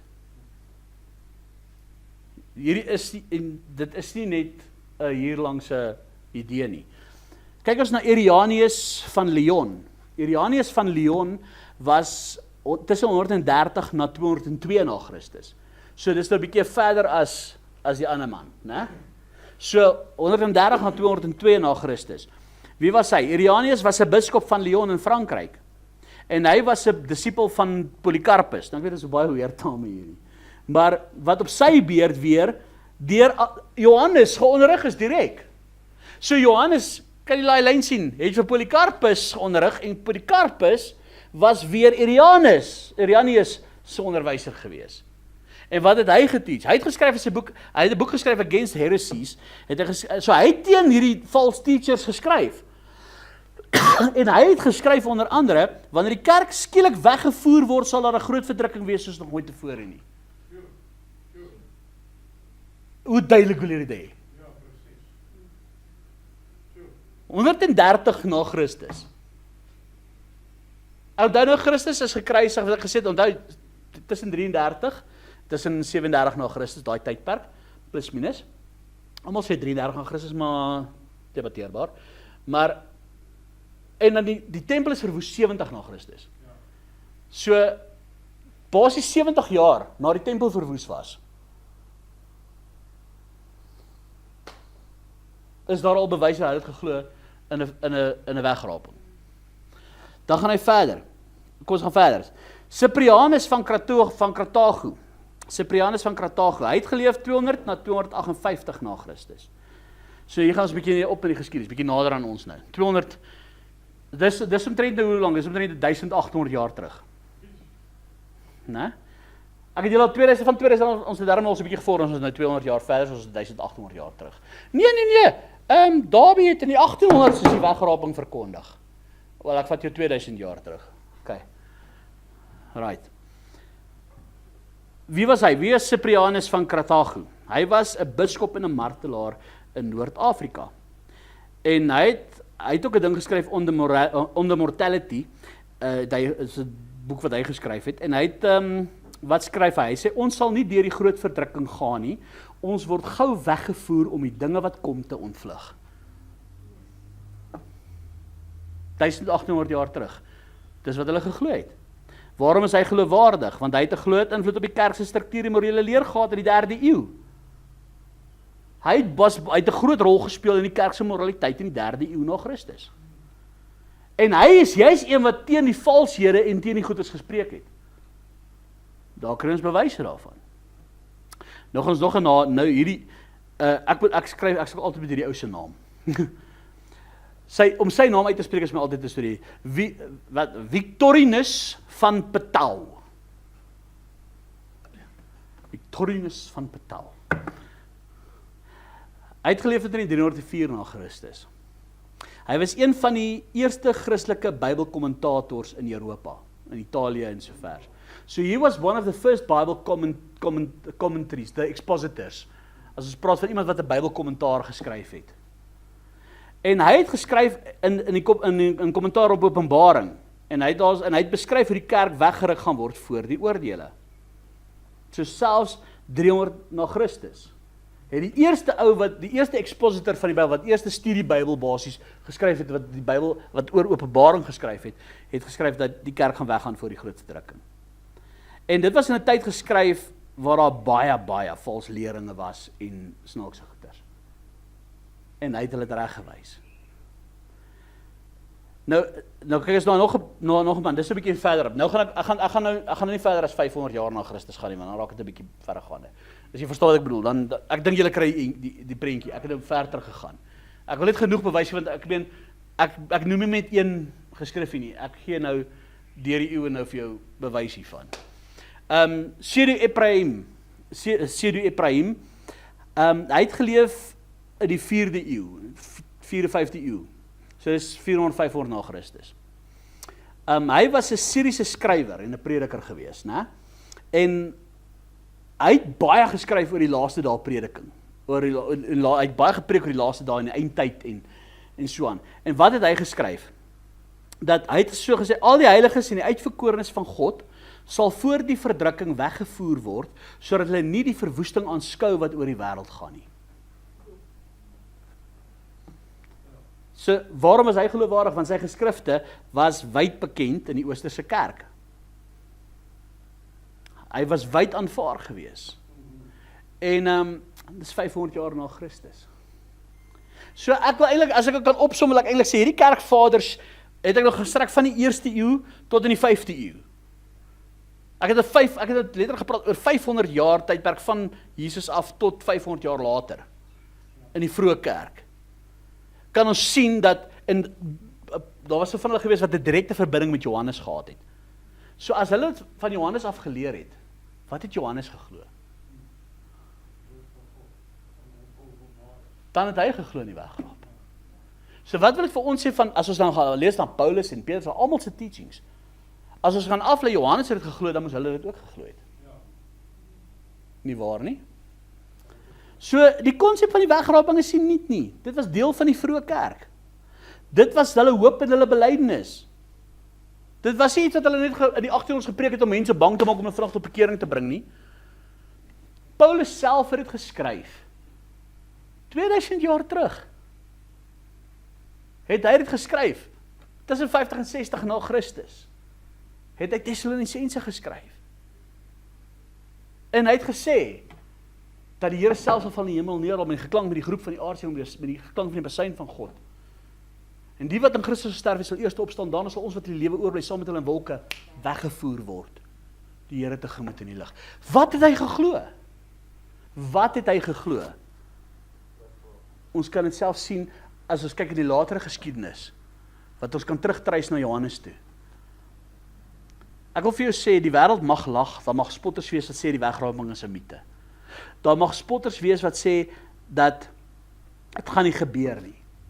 Daar mag spotters wees wat vir jou sê, maar daar is iets soos 'n wegraping, ek glo net in 'n wederkoms. Ek gaan vir jou sê, wat het Jesus self gesê? Wat het Jesus self gesê? Kyk ons na die vroeë kerk, wat het hulle geglo? Kyk ons na die voorbeeld van die antieke Galileese bruilof. Kyk ons na al daai dinge. As Jesus is, hy sal ons na hom toe neem, glo ek hom. As Paulus sê, ons sal weggeruk word, om hom tegemoet te gaan in die lig, en so sal ons altyd by hom wees. Dit glo ek. As die vroeë kerk dit geglo het, glo ek dit ook. Ek kan net een afleiding maak. Ek kan net een ding erken, en dit is die wegraping is 'n werklikheid. Dit is Bybels gefondeerd, dit is 'n beginsel wat in die Bybel voorkom. Ek het nie vanmôre vir jou net versies uitgehaal nie, ek het oor die beginsel gepraat. Ek het vir die bewyse gegee, vir jou skietkundige bewys, ek het vir jou tipologiese bewyse daarvan gegee. Ek het vir jou God se natuur en karakter gewys in dit. En as jy dit alles bymekaar sit, dis nie 'n mite nie, dis nie 'n moderne teorie nie. Dis 'n vaste belofte van hoop. Dis 'n vaste belofte wat die Here vir ons gegee het. Dit gesê, ek sal jou beskerm in die uur van beproewing. Wanneer dit gaan wees, weet ons nie. Maar een ding is verseker, as Jesus sê dit, I believe it, and that settles it. En daarmee wil ek vandag afsluit met 1 Tessalonisense 5. En ek wil daarso lees vanaf vers 1 tot 11. 1 Tessalonisense 5 vers 1 tot 11. En hier is ook Paulus wat dit geskryf het. En ek hoop vanmôre, dat as jy hierdie goeders hoor, hierdie aanslag wat kom teen die wegraping, jy sê dis 'n valsheid, dis nie die waarheid, die wegraping is 'n leuen, dis uitgedink, dis mensgemaak, dis dit. Ek hoop vanmôre kon ek vir jou Bybels gewys het. Dis nie 'n nuwe gedagte nie, dis nie 'n interpretasie nie, dis nie 'n idee nie. Dis 'n Bybelse konsep. En as jy dit wil glo, prys Here. As jy dit nie wil glo nie, prys Here, dit jou saak. Ek gaan nie eens met iemand hieroor stry nie. As jy wil stry oor die wegraping voor of na, in middel van die verdrukking, ek gaan nie eens die moeite doen met jou daaroor nie. Glo wat jy wil glo, maar hou net in gedagte, jou siel is op die spel. 1 Tessalonisense 5, dan vanaf vers 1. Maar oor die tye en geleenthede, broeders, praat hulle van die eindtye, het julle nie nodig gehad aan julle geskryf word nie, want julle weet self baie goed dat die dag van die Here kom net soos 'n dief in die nag. Want wanneer hulle sê vrede en veiligheid, dan erval 'n skielike verderf hulle soos die barensnood 'n swanger vrou, en hulle sal sekerlik nie ontvlug nie. Kan jy nog goedjies raak lees hier? Maar julle broeders is nie in die duisternis dat die dag julle soos 'n dief sou oorval nie. Dan gaan die 10 maagde, die 10 wyse maagde. Julle is almal kinders van die lig en kinders van die dag. Ons is nie van die nag of van die duisternis nie. Laat ons dan nie slaap soos die ander nie. Laat ons waak en nugter wees. Want die wat slaap, slaap in die nag. Die wat dronk word, is in die nag dronk. Maar laat ons wat in die dag is nugter wees met die borswapen van die geloof en die liefde aan, en as helm op die hoop op die saligheid. So hy sê, wat moet jy doen? Jou verstand. Hoop op die saligheid. Wat is saligheid? Jesus Christus wat se kom verlos. Want God het ons nie bestem tot tore nie, maar om die saligheid te verkry deur ons Here Jesus Christus, wat vir ons gesterf het, sodat ons of ons waak en of ons slaap, saam met hom kan lewe. Daarom bemoedig mekaar en bou die een die ander op, soos julle ook doen. En ek wil vir jou sê, wanneer gaan dit wees? Net die Vader alleen weet. Maar ek wil vir jou een ding sê, moenie dat die afgelope tyd se gebeure jou geloof in die wegraping afbreek nie. Moenie laat baie stemme wat vir jou kom en sê dis 'n leuen, dis 'n mite, dis 'n storie, dis dit, is dit, is dat. Moenie dat dit jou verwar nie. Ek gaan vir jou sê, dis 'n Bybelse konsep. Van Genesis tot Openbaring kan ek dit vir jou wys. En ek gaan ook dit vir jou sê, kyk in die kerkgeskiedenis, kyk na die bewyse daarvan. Kyk na God se karakter, kyk na God se natuur, kyk na Jesus self, sy eie woorde, die eie prentjie wat hy gevorm het, die self wat hy vertel het van die antieke Galileese bruilof. Die bewyse is so oorweldigend. Dit is so oorweldigend. As ek dit moet opweeg teen wat verkondig word teen dit, wil ek vir jou sê, daai redenasies dra nie krag en water nie.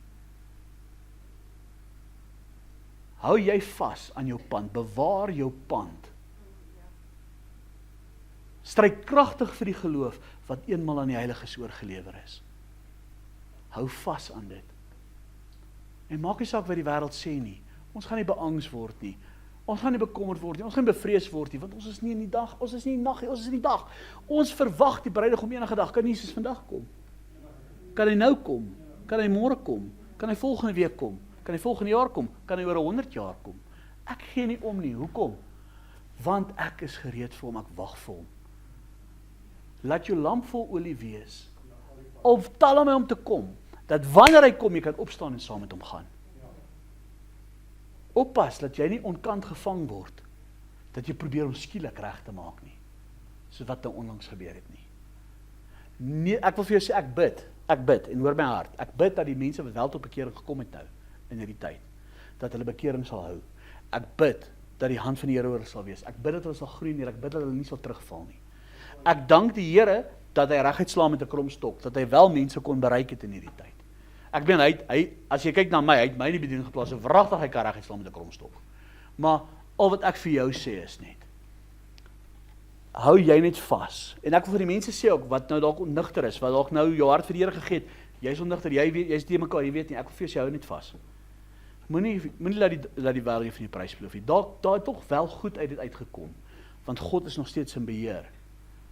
Maar, hierdie was vir my 'n duidelike skuif, om te sien, die wêreld is nie gereed nie.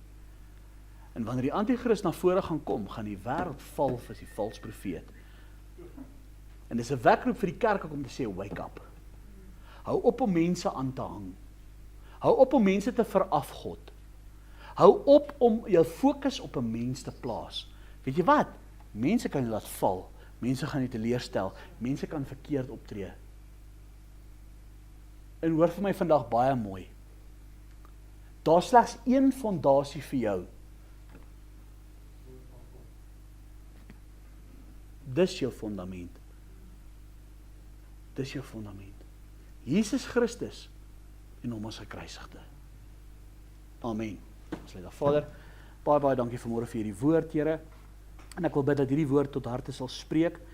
En Here, dat hierdie woord mense sal bemoedig en sal bekragtig. En Here, dat duidelikheid sal werp. En Here, dat mense hierna sal luister en sal vashou in die hoop wat ons het in U, Here Jesus. Dankie, Here Jesus, vir U volbringde werk aan die kruis, dat U ons vrygekoop het, maar Here ook vir ons dan meer nog vir daai belofte, dat U gaan kom om ons te kom haal. Ons loof en ons prys U, Here, want U is goed. En ek wil bid vir elkeen van ons wat U verwag, wanneer ook al, dat ons sal vashou, en dat die duiwel ons nie van ons prys sal beroof nie. En Here, ons sien uit om eendag by U te wees, wanneer ook al dit mag wees. Maar Here, een ding is verseker, U gaan kom om ons te kom haal, en ek wil bid dat ons gereed sal wees. Ek bid dit in Jesus naam. Amen.